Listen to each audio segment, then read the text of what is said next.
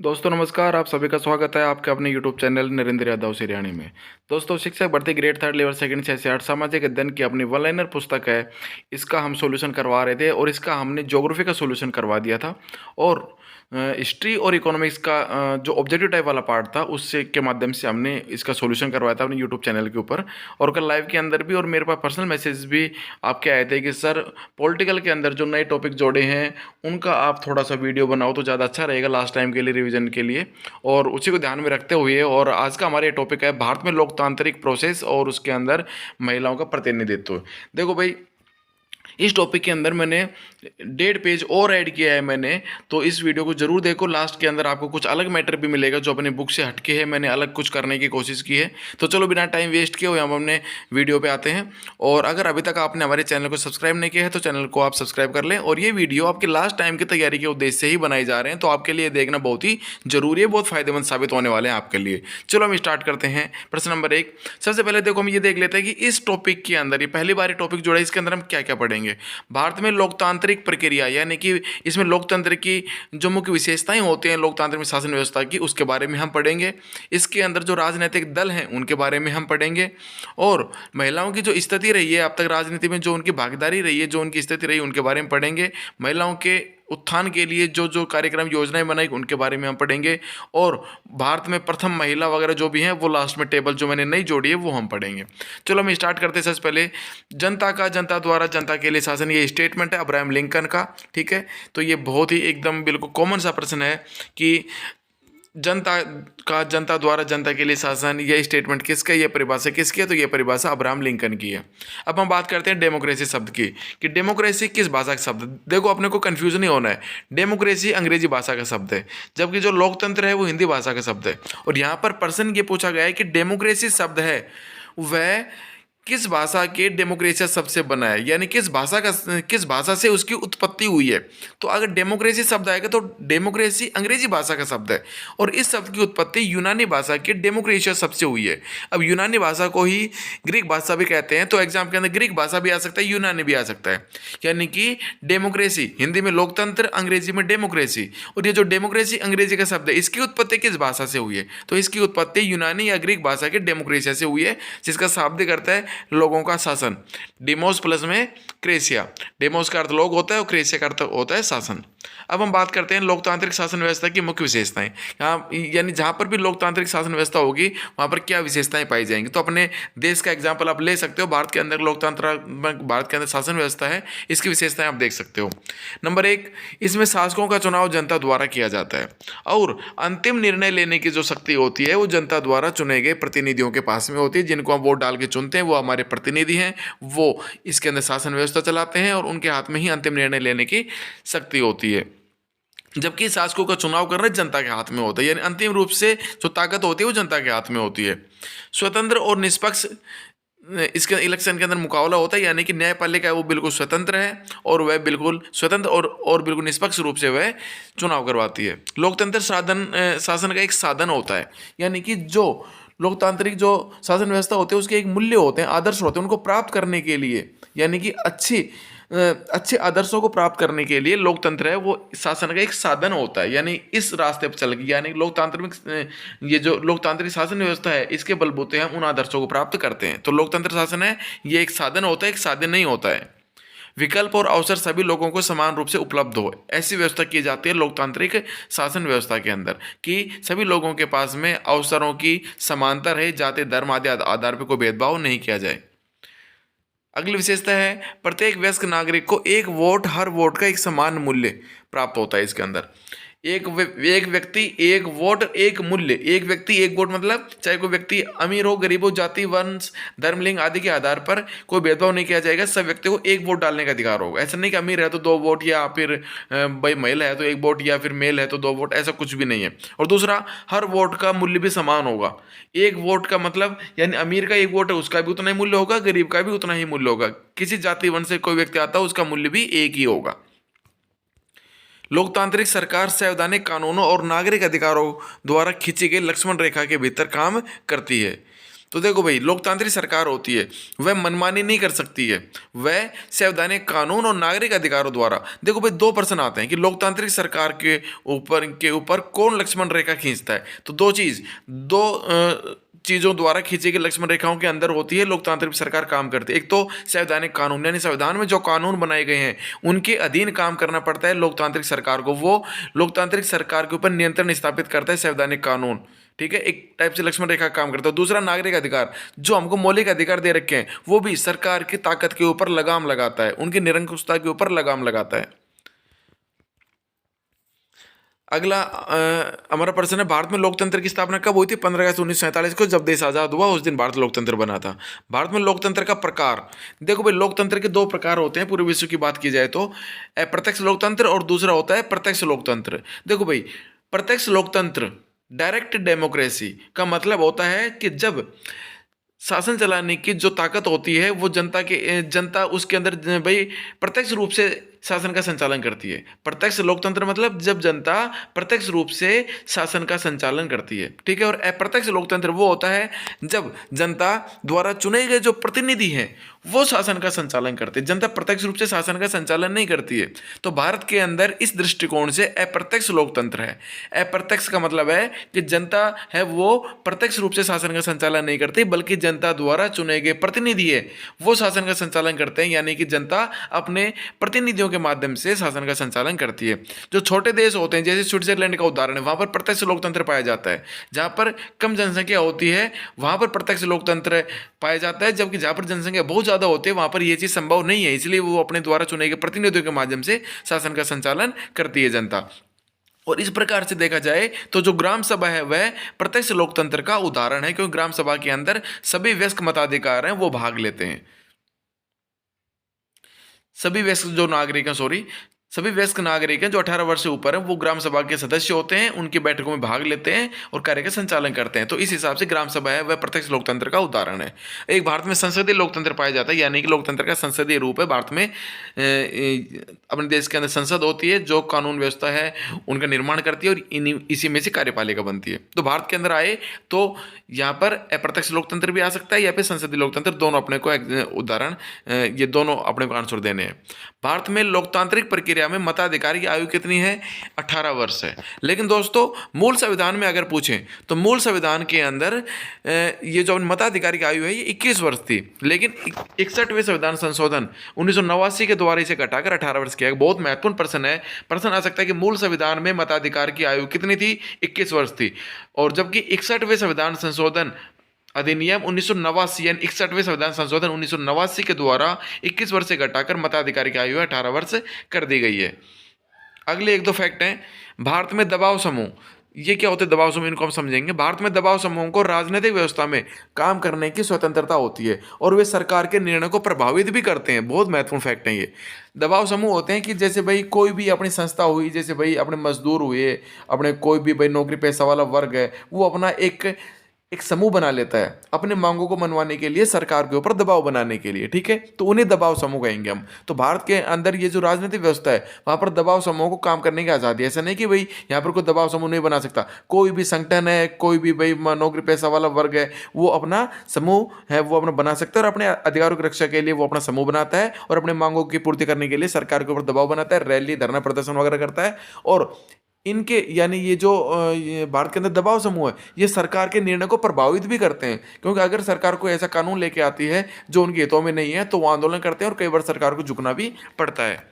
अगला प्रश्न है, भारतीय लोकतंत्र में सरकार के अंग कौन कौन से होते हैं? सरकार के 3 अंग होते हैं, ठीक है। विधायिका, कार्यपालिका और न्यायपालिका एक दूसरे के ऊपर अंकुश लगाते हैं। देखो भाई कैसे लगाते हैं, ये पहली बात तो ये फैक्ट बिल्कुल सही है। 4 ऑप्शन देके आजकल प्रश्न आते हैं तो उनके अंदर ये बिल्कुल फिट बैठता है। ये हो सकता है कि आ जाए कि निम्न में से कौन सा सही नहीं है। तो भारतीय लोकतंत्र में सरकार के सभी अंग हैं, यानी विधायिका, कार्यपालिका और न्यायपालिका, तीनों एक दूसरे के ऊपर अंकुश लगाते हैं। बिल्कुल लगाते हैं। कैसे लगाते हैं? देखो भाई, विधायिका है उसका गठन कहाँ से हुआ? जनता द्वारा प्रत्यक्ष रूप से चुने गए प्रतिनिधि हैं उसके अंदर, विधायिका के अंदर, ठीक है। और कुछ जो अपनी राज्यसभा है उसके अंदर अपने राज्यों की विधानसभाओं द्वारा चुने गए हैं, यानी कि उसके अंदर जनता जो विधायिका होती है वो जनता के प्रति उत्तरदायी होती है। एक बात, विधायिका में से ही कार्यपालिका का निर्माण होता है, सरकार का गठन होता है वहीं से, ठीक है। तो कार्यपालिका अपने कार्यों के लिए विधायिका के प्रति उत्तरदायी रहेगी। तो दोनों, मतलब कार्यपालिका विधायिका के प्रति उत्तरदायी है, ठीक है, और जो विधायिका है वो जनता के प्रति उत्तरदायी है, ठीक है। न्यायपालिका है, हालांकि वह इन दोनों से स्वतंत्र है, लेकिन फिर भी न्यायपालिका भी अंकुश लगाती है इनके ऊपर। कैसे लगाती है? अगर विधायिका कोई ऐसा कानून पास करती है, कोई संविधान संशोधन करती है जो संविधान की मौलिक भावना के विपरीत हो, तो जो भारतीय न्यायपालिका है वो उसको अमान्य घोषित कर सकती है। तो इस प्रकार से न्यायपालिका कार्यपालिका विधायिका के ऊपर नियंत्रण स्थापित करती है। और दूसरी तरफ विधायिका भी न्यायपालिका के ऊपर अंकुश लगाती है कुछ हद तक। कैसे लगाती है? कि अगर कोई न्यायाधीश है वह अच्छे से काम नहीं करता है संविधान के जो मूल्य उनके अनुसार, तो उसके ऊपर वो उसको भाई ये क्या बोलते, महाभियोग, ये कि जो अपने प्रोसेस है, हालांकि महाभियोग की जो प्रोसेस है वो केवल राष्ट्रपति के लिए काम में आते हैं, लेकिन फिर भी हम कॉमन भाषा में काम में ले लेते हैं। तो महाभियोग की जो ये मतलब प्रोसेस है, इसके माध्यम से जो न्यायाधीश होते हैं उनको हटा सकती है। कौन? व्यवस्थापिका। तो इस प्रकार हम कह सकते हैं कि ये तीनों अंग ये एक दूसरे के ऊपर अंकुश लगाते हैं। भारत में लोकतंत्र की कैसी प्रणाली है? बहुदलीय प्रणाली है। जिस प्रकार से चाइना के अंदर एक दलीय प्रणाली है, अमेरिका इंग्लैंड के अंदर मुख्य रूप से वहाँ पर दो दल हैं, जबकि भारत के अंदर बहुदलीय शासन प्रणाली है। शिक्षा, स्वास्थ्य, आय आदि क्षेत्रों में आज़ादी के बाद भारत ने काफ़ी प्रगति की, बिल्कुल सही है। अब हम पढ़ते हैं भारत में राजनीतिक दल व दलीय व्यवस्था का विकास कैसे हुआ। राजनीतिक दल हैं, कब किस दल की स्थापना हुई और कैसे, इस चीज़ के बारे में हम पढ़ेंगे। देखो भाई, स्वतंत्रता के समय भारत का प्रमुख राजनीतिक दल कौन सा था? भारतीय राष्ट्रीय कांग्रेस था। और भारतीय राष्ट्रीय कांग्रेस, आपने हिस्ट्री में पढ़ा, भारतीय राष्ट्रीय कांग्रेस की स्थापना 1885 में एओ होम ने की थी। दोस्तों ये गलत है, यहाँ पर आप चेंज कर लो, यहाँ पर ये फैक्ट गलत आएगा, क्योंकि व्योमेश चंद्र बनर्जी ने कांग्रेस के पहले अधिवेशन की अध्यक्षता की थी, जो कहाँ पे हुआ था? मुंबई के अंदर हुआ था, ठीक है। लेकिन कांग्रेस की स्थापना 1885 के अंदर एओ होम ने की थी, कहाँ पर? मुंबई के अंदर। उसके बाद मुस्लिम लीग की बात करें तो मुस्लिम लीग की स्थापना 1906 में की हुई थी भाई, ठीक है। आगा खां और साथ में इनके थे सलीमुल्लाह खां, उन दोनों ने मिलकर और 1906 के अंदर मुस्लिम लीग का गठन किया था। कांग्रेस सोशलिस्ट पार्टी की बात आएगी तो 1934 के अंदर कांग्रेस सोशलिस्ट पार्टी का गठन हुआ था। इसके अंदर अपने को ये सारे नाम याद करने हैं। मुख्य रूप से जयप्रकाश नारायण, आचार्य नरेंद्र देव, अशोक मेहता, राम मनोहर लोहिया और एस.एम. जोशी, इनका नाम आता है। तो अपने को सारे नाम ध्यान करने पड़ेंगे, यानी अपने को याद करना पड़ेगा। कांग्रेस की स्थापना 1885 के अंदर एओम ने की, और मुस्लिम लीग की स्थापना सलीमुल्लाह आगा खान ने 1906 में की। कांग्रेस सोशलिस्ट पार्टी की स्थापना 1934 के अंदर जयप्रकाश नारायण, आचार्य नरेंद्र देव, अशोक मेहता, राम मनोहर लोहिया और एस.एम. जोशी ने की। और भारतीय कम्युनिस्ट पार्टी की स्थापना की थी भाई 1925 के अंदर एम.एन. राय ने की थी, ठीक है। जबकि एम.एन. राय, ऐसे डांगे और पी सुंदरैया ये कम्युनिस्ट पार्टी के मुख्य नेता थे। अब हम बात करते हैं भारतीय जनसंघ की, और भारतीय जनसंघ से ही आगे चल के भारतीय जनता पार्टी का गठन हुआ था। तो भारतीय जनसंघ की स्थापना 1951 के अंदर श्यामा प्रसाद मुखर्जी ने की थी। आप देखते हो कि भारतीय जनता पार्टी द्वारा विभिन्न जो योजनाएं चलाई जाती हैं वो श्यामा प्रसाद मुखर्जी के नाम पर चलाई जाती हैं। क्यों? क्योंकि उन्होंने भारतीय जनसंघ की स्थापना की थी। तो भारतीय जनसंघ की स्थापना 1981 में श्यामा प्रसाद मुखर्जी ने की थी। जबकि स्वतंत्र पार्टी की अगर बात आए तो स्वतंत्र पार्टी की स्थापना 1959 के अंदर सी राजगोपालाचारी ने की थी। सी राजगोपालाचारी दक्षिण के वयोवृद्ध नेता कहलाते हैं। दक्षिण के उनको गांधी जी के नाम से जाना जाता है। उनका उपनाम राजा जी है और वो गांधी जी के समधी थे। तो भाई 1959 के अंदर सी राजगोपालाचारी ने स्वतंत्र पार्टी की स्थापना की। 1951 के अंदर श्यामा प्रसाद मुखर्जी ने भारतीय जनसंघ की स्थापना की, और भारतीय सोशलिस्ट पार्टी की स्थापना 1934 के अंदर आचार्य नरेंद्र देव वगैरह ने की थी। और अब बात करते हैं पहले चुनाव की। तो ये आज़ादी से पूर्व कुछ पार्टियां थी, यानी आज़ादी के पूर्व और आज़ादी के बाद, ठीक है। अब हम बात करते हैं प्रथम लोकसभा चुनाव की। प्रथम लोकसभा चुनाव 1952 में हुए थे, ठीक है। लोकसभा की कितनी सीटों पर चुनाव हुए थे यह प्रश्न अक्सर पूछा जाता है। तो उस समय लोकसभा की पहले जो लोकसभा चुनाव हुए थे उसके अंदर 489 सीट थी, और मतदान का प्रतिशत था 44.87%। दोस्तों पहली बार तीसरी लोकसभा के अंदर मतदान का जो भाई ये इसके अंदर परसेंटेज है वह 50% के पार गया था। आगे बात करते हैं। अब हम यहाँ पर कुछ बात कर रहे हैं कि राजनीतिक व्यवस्था कैसी थी, पार्टियों की स्थिति क्या थी आज़ादी के बाद। तो पहले जो 3 लोकसभा और 3 विधानसभा के चुनाव हुए थे, यानी 1952 से और 1967 तक, उसके अंदर कांग्रेस का ही दबदबा रहा था। हालांकि इस दौरान कुछ विधानसभाओं के अंदर गैर कांग्रेसी वहाँ पर सरकार बनी थी, लेकिन फिर भी मुख्य रूप से पूरे देश के अंदर एक दलीय शासन व्यवस्था थी। लोकसभा विधानसभा सबके अंदर 1967 तक इसका क्या बोलते हैं, कांग्रेस का ही यहाँ पर दबदबा था। पहले गैर कांग्रेसी सरकार की बात की जाएगी, अगर राज्यों की बात आएगी तो वहाँ पर केरल का नाम आएगा। 1957 के अंदर केरल के अंदर सबसे पहले गैर कांग्रेसी सरकार बनी थी। 1952 से 1967 और 1971 से 76 तक एक दलीय जो भी भाई उसके अंदर मतलब शासन व्यवस्था वाला दौर चला था। और इसके अंदर एक जो सबसे लोकप्रिय नेता थे इस काल के अंदर वो थे जवाहरलाल नेहरू। तीसरे लोकसभा चुनाव के अंदर पहली बार मतदान का आंकड़ा 50% को पार किया था।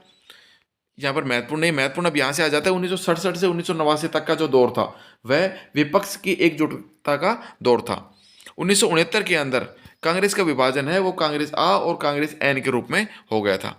1967 के आम चुनाव में देखो, अगर राज्यों की बात आएगी, राज्यों के अंदर गैर कांग्रेसी सरकार के, तब तो 1967 आएगा। 1967 के आम चुनाव हुए थे, उसके अंदर कई राज्यों के अंदर गैर कांग्रेसी सरकारों का गठन हुआ था। लेकिन अगर केंद्र सरकार की बात आएगी, वहाँ पर गैर कांग्रेसी बात आएगी तो 1977 के अंदर जनता पार्टी का वहाँ पर भाई जनता पार्टी की सरकार बनी थी। तो 1967 यानी कि 3 आम चुनाव होने के बाद भी 1967 वाले आम चुनाव के अंदर कई राज्यों के अंदर गैर कांग्रेसी सरकार का गठन हुआ था। और 1975 से 1977 तक इंदिरा गांधी के काल के अंदर देश के अंदर आंतरिक गड़बड़ी के आधार पर आपातकाल भी लगा था।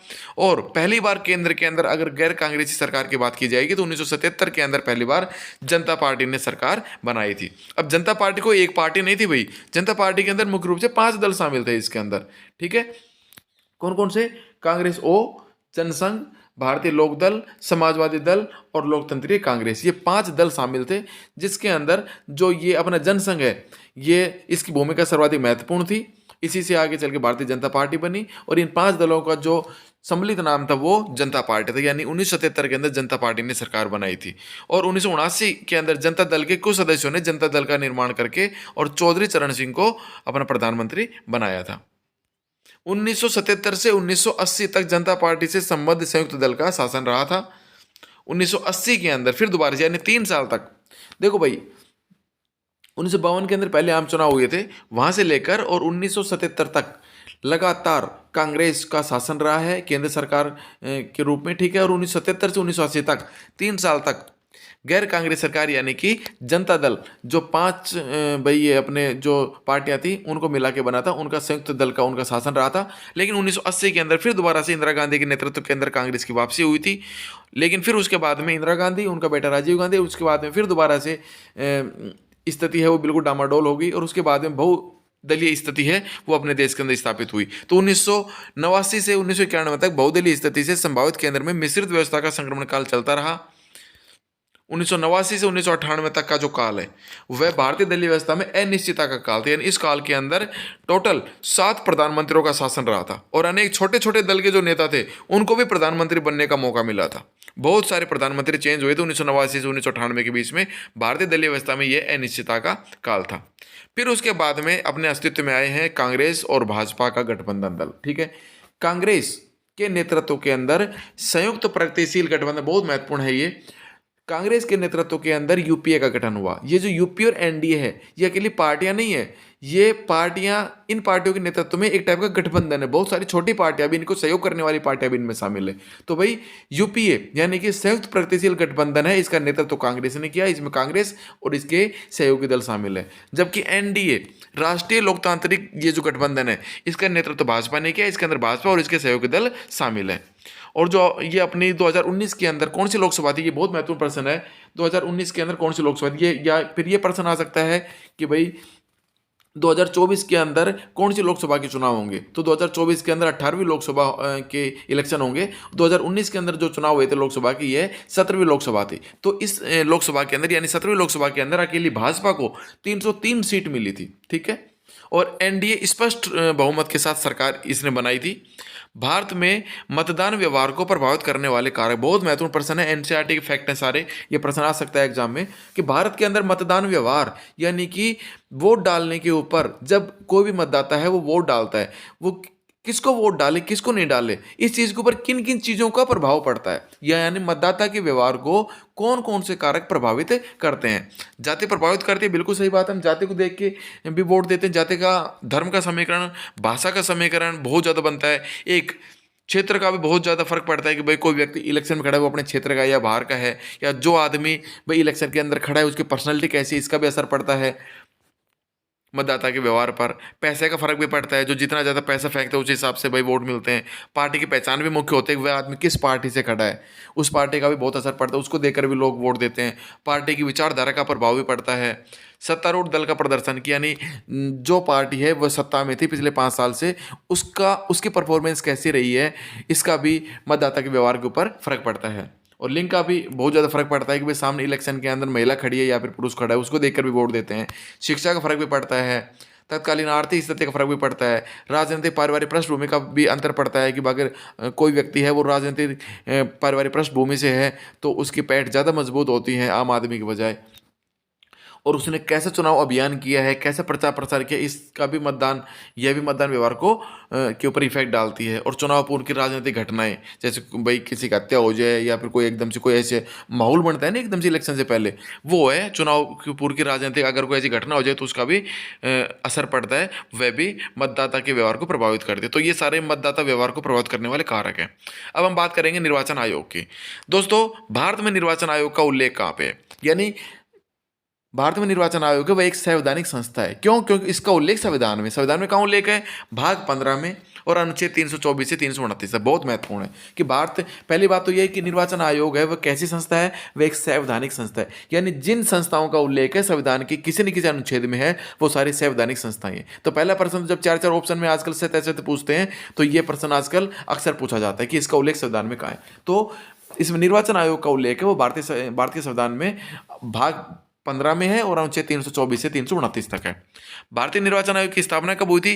25 जनवरी 1950 को हुई थी। और इसी वजह से 25 जनवरी को हम प्रतिवर्ष मतदाता दिवस के रूप में मनाते हैं, मतदाता जागरूकता के रूप में इसको मनाते हैं। पूरे देश के अंदर कार्यक्रम आयोजित किए जाते हैं। ठीक है, तो ये याद रहेगा कि निर्वाचन आयोग है उसका उल्लेख भाग 15 में अनुच्छेद 324 से 329 तक। और निर्वाचन आयोग की स्थापना 15 जनवरी 1950 को हुई थी, यानी कि 26 जनवरी अपना देश का संविधान लागू हुआ उससे एक दिन पहले। और इसी वजह से 25 जनवरी को प्रतिवर्ष मतदाता दिवस के रूप में मनाते हैं और 24 जनवरी को प्रतिवर्ष बालिका दिवस के रूप में मनाते हैं। तो ये पूरा बैक टू बैक अपने को याद करना है, जबकि 26 नवंबर को संविधान दिवस के रूप में मनाया जाता है। चुनाव आयोग एक अखिल भारतीय संस्था है, यानी कि अखिल भारतीय संस्था क्यों कह रहे हैं? क्योंकि यह संसद के चुनाव भी करवाती है और राज्य विधानमंडल के चुनाव भी आयोजित करवाती है। तो अपने को याद करना है कि जो भारतीय निर्वाचन आयोग है वह लोकसभा के चुनाव भी करवाती है और विधानसभाओं के चुनाव भी करवाती है, जबकि जो राज्य निर्वाचन आयोग है वो केवल पंचायती राज व्यवस्थाओं के चुनाव करवाते हैं। दोस्तों, इसके अंदर कंफ्यूज नहीं होना, ये नहीं सोचना है कि भाई अपने विधानसभा के चुनाव है तो अपने राज्य जो अपने निर्वाचन आयोग वो करवाएगा, नहीं। लोकसभा के चुनाव और विधानसभा के चुनाव, ये दोनों चुनाव हैं, यानी कि संसद, राज्यसभा, लोकसभा के चुनाव और विधान परिषद, विधानमंडल और ये अपने विधान परिषद और विधानसभा के चुनाव, ये सभी प्रकार के चुनाव है वो भारतीय निर्वाचन आयोग करवाता है। इस वजह से यह एक अखिल भारतीय संस्था है, जबकि राज्य निर्वाचन आयोग है वो पंचायती राज व्यवस्था के चुनाव करवाते हैं।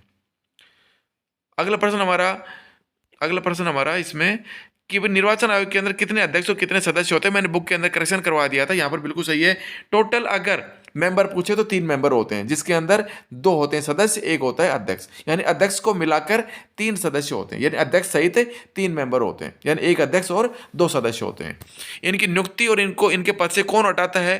राष्ट्रपति ही इनकी नियुक्ति करता है और इनको इनके पद से हटाने का जो काम करता है वह भी राष्ट्रपति द्वारा ही किया जाता है। ठीक है, और इनका कार्यकाल कितना होता है? 6 वर्ष या 65 वर्ष की उम्र, जो भी पहले हो। तो चाहे तो भाई यहाँ पर सर्वोच्च न्यायालय के न्यायाधीश की बात आए या फिर यहाँ पर निर्वाचन आयोग की बात आए या फिर संघ लोक सेवा आयोग के, ये जो केंद्र सरकार के अधीन ये जो भी अधिकारी होते हैं या राष्ट्रपति द्वारा जो भी नियुक्ति की जाती है वो उन सबका कार्यकाल 6 वर्ष का होता है या फिर 65 वर्ष की उम्र, जो भी पहले होता है वो होता है 6 या 65। अगला प्रश्न हमारा यहाँ पर कि भाई निर्वाचन आयोग के कार्य कैसे होते हैं। प्रशासनिक कार्य भी हैं, सलाहकारी कार्य भी हैं, अर्धन्यायिक कार्य भी हैं। हाँ भाई, प्रशासनिक कार्य तो इसलिए है क्योंकि भाई ये चुनाव संपन्न करवाता है, सारे आदेश वगैरह देता है। और इसका भाई सलाहकारी और अर्धन्यायिक इसलिए कह रहे हैं कि कोई भी लोकसभा का सदस्य होता है, उसकी अयोग्यता से संबंधित जो मामले होते हैं उनसे संबंधित है वो भाई उनके ऊपर निर्णय देने का काम है। ये अंतिम निर्णय कौन देता है? अंतिम निर्णय निर्वाचन आयोग ही देता है। और राष्ट्रपति उनकी निर्वाचन उनकी आयोग्यता से संबंधित सलाह भी लेता है इनसे। चुनाव तिथियों के निर्धारण का काम करता है। चुनाव क्षेत्रों का परिसीमन सीमांकन करने का काम भी निर्वाचन आयोग करता है। मतदाता सूचियां तैयार करता है। राजनीतिक दलों का पंजीकरण करता है कि भाई कौन कौन से राजनीतिक दल शामिल होंगे इस चुनाव के अंदर, वहां पर उनका रजिस्ट्रेशन करवाना पड़ता है। और भारतीय निर्वाचन आयोग ही उन्हें चुनाव चिन्ह आवंटित करता है। और सांसदों विधायकों की अयोग्यता के संबंध में राष्ट्रपति या राज्यपाल को परामर्श देता है। किसी सांसद की अयोग्यता के संबंध में कोई मामला होता है तो राष्ट्रपति है वो भारतीय निर्वाचन आयोग से सलाह लेगा, और किसी विधायक का मामला होगा तो राज्यपाल है वो निर्वाचन आयोग से सलाह लेगा। पहले मुख्य निर्वाचन आयुक्त कौन थे? सुकुमार सेन।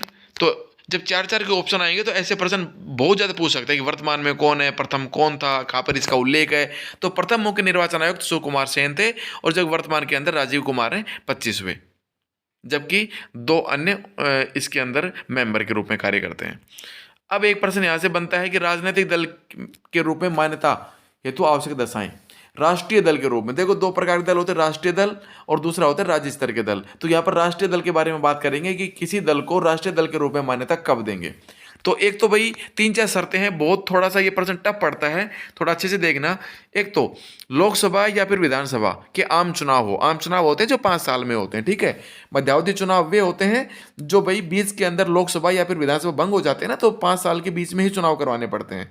जब उपचुनाव वे होते हैं कि किसी की मृत्यु या किसी के पद त्याग करने के बाद में केवल उस सीट के ऊपर ही ओनली चुनाव करवाए जाते हैं, वो कहलाते उपचुनाव, और वो शेष अवधि के लिए होते हैं बस। जबकि अगर मध्यावधि चुनाव होंगे तो वो फिर अगले 5 साल के लिए होंगे, ठीक है। और आम चुनाव है वो 5 साल की अवधि के ऊपर होते ही हैं। तो लोकसभा अथवा विधानसभा के आम चुनाव होते हैं, उसके अंदर 4 या अधिक राज्यों के अंदर, कम से कम 4 या उनसे अधिक राज्यों के अंदर अगर कोई पार्टी है, कोई दल है, वो 6% मत प्राप्त करता है तथा इसके साथ साथ वह लोकसभा की 4 सीटें भी प्राप्त करता है। यानी कि लोकसभा का चुनाव हो या विधानसभा के चुनाव हो, उसे 4 या उससे अधिक राज्यों के अंदर 6% वोट हासिल करने होते हैं, और कम से कम लोकसभा की 4 सीटें हासिल करनी होती है, तब जाके उनको राष्ट्रीय दल का दर्जा मिलता है। एक शर्त तो ये हो गई। दूसरी शर्त ये है कि उसे लोकसभा के अंदर 3 राज्यों से, लोकसभा चुनाव की बात है, 3 राज्यों से अगर उसे 2% सीट मिलती है, ठीक है। सीट की बात नहीं कर रहे हैं भाई, इसके अंदर वोट प्रतिशत की बात नहीं कर रहे हैं, केवल सीट 2% सीट मिलती हैं। 2% सीट का मतलब होगा 11 सीटें। अगर 3 राज्यों से उसे 11 सीटें मिलती हैं तो उसे राष्ट्रीय दल की मान्यता प्राप्त हो जाएगी। और तीसरी शर्त यह है कि कम से कम 4 राज्यों के अंदर उसे राज्य स्तरीय दल के रूप में मान्यता प्राप्त हो। चाहे उसको चुनाव में वोट मिले न मिले कोई मतलब नहीं, अगर 4 राज्यों के अंदर उसे राज्य स्तरीय दल के रूप में मान्यता प्राप्त है तो उसे राष्ट्रीय दल के रूप में मान्यता मिल जाएगी। वर्तमान के अंदर मान्यता प्राप्त राष्ट्रीय दलों की अगर बात की जाए तो वर्तमान के अंदर 8 राष्ट्रीय दल हैं। देखो अभी जो लोकसभा के, अभी जो अपने यहाँ पर गुजरात विधानसभा के यहाँ पर चुनाव हुए थे, तो यहाँ पर आम आदमी पार्टी ने भी राष्ट्रीय दल के रूप में जो भी मानक होते हैं उनको तय कर लिया। लेकिन अभी भारतीय निर्वाचन आयोग द्वारा नोटिफिकेशन जारी नहीं हुआ है इसको अभी, यानी आम आदमी पार्टी को अभी राष्ट्रीय दल का दर्जा नहीं दिया गया है। तो वर्तमान में हम मान्यता प्राप्त राष्ट्रीय दल की संख्या 8 ही पढ़ेंगे, ठीक है। और सबसे लेटेस्ट वाली कौन सी है? 2019 के अंदर नेशनल पीपुल्स पार्टी, ठीक है, यानी कि NPP, PA संगमा इसके अध्यक्ष हैं। इसको राष्ट्रीय दल का दर्जा दिया गया है, और ये उत्तरी पूर्वी भारत का राष्ट्रीय स्तर का पहला राजनीतिक दल बना है, ठीक है। तो राष्ट्रीय दल है मान्यता प्राप्त 8 है। सबसे लेटेस्ट वाला 2019 के अंदर NPP बना था PA संगमा के नेतृत्व में, और ये उत्तरी पूर्वी भारत का राष्ट्रीय स्तर का पहला राजनीतिक दल है। अब हम बात करेंगे राज्य स्तरीय दल के रूप में मान्यता कब प्राप्त होती है किसी भी दल को। एक तो उस दल ने किसी राज्य की विधानसभा के आम चुनाव में कुल वैध मतों का 6% प्राप्त किया हो और 2 सीट प्राप्त की हो, ठीक है। यानी जैसे मान लो राजस्थान के अंदर मान लो इलेक्शन है और कोई पार्टी यहाँ से खड़ी हुई है, मान लो नई नई पार्टी बनी है और उसने यहाँ पर 6% कुल जितने वोट पड़ेंगे उनका 6% उसने वोट हासिल कर लिया और 200 में से 2 सीट उसने जीत ली, तो उसे राज्य स्तरीय दल की मान्यता मिल जाएगी। या फिर दूसरी शर्त यह है कि उसे लोकसभा के आम चुनाव में, हाँ भाई यहाँ पर विधानसभा नहीं, लोकसभा के आम चुनाव के अंदर उसने 6% वोट पूरे राज्य में हासिल किए हों तथा उसे 2 सीट मिली हो, नहीं उसे 1 सीट मिली हो, सॉरी 1 सीट मिली हो लोकसभा की और 6% उसने वोट हासिल कर लियो, तो उसे भी राज्य स्तरीय दल के रूप में मान्यता मिलेगी। और या फिर उस दल ने राज्य विधानसभा के कुल स्थानों का 3% या 3 सीटें प्राप्त की हो, तो ये थोड़ा सा अपने को याद करना है। जबकि यहाँ पर 2011 के अंदर एक नई शर्त जोड़ दी कि अगर किसी दल को लोकसभा या विधानसभा के चुनाव के अंदर कुल वैध मतों का केवल 8% प्राप्त हो जाएगा, 6% और 1 सीट नहीं, 1 सीट को भी छोड़ो, केवल अगर 8% उनको उसको मत हासिल होगी तो भी उसे हम राज्य स्तरीय दल का दर्जा प्राप्त हो जाएगा। अब हम बात करते हैं भारत में लैंगिक भेदभाव को समाप्त करने और महिला उत्थान से संबंधित किए जाने वाले जो भी प्रयास है उनके बारे में हम बात करेंगे। तो दोस्तों टॉपिक बहुत बड़ा हो जाएगा, हम इसका दूसरा वीडियो बनाएंगे। वीडियो कैसा लगा यहाँ तक का कमेंट करके ज़रूर बताएं और अगले वीडियो का इंतजार करें।